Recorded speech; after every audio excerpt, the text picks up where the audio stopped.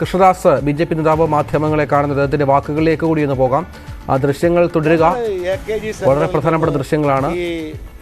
കൊടുക്കുന്നത് പോലെ പട്ടിക മാരാർജി മന്ദിരത്തിൽ നിന്ന് പട്ടിക കൊടുക്കുന്ന സ്വഭാവം ഞങ്ങൾക്കില്ല.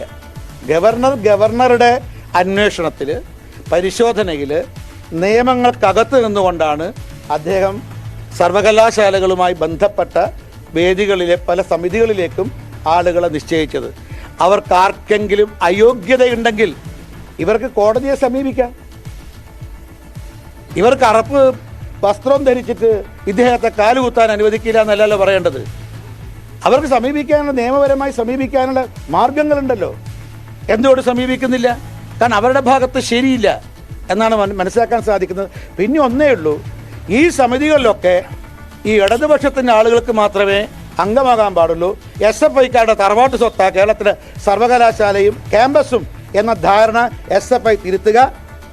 ഇന്ത്യയിലെ ഒരു ഏറ്റവും വടക്കേ അറ്റത്ത് സ്ഥിതി ചെയ്യുന്ന ഒരു സംസ്ഥാനത്തെ കേവലം കറുത്ത പൊട്ട് മാത്രമാണ് CPM എന്നും അവരുടെ അനുബന്ധ സംഘടനകളെന്നും അവർ മനസ്സിലാക്കുന്നത് നല്ലതാണ്. കണ്ടുകൊണ്ടിരിക്കുന്നത് ഗവർണർക്ക് പിന്തുണയുമായാണ് അദ്ദേഹം സംസാരിച്ചത്.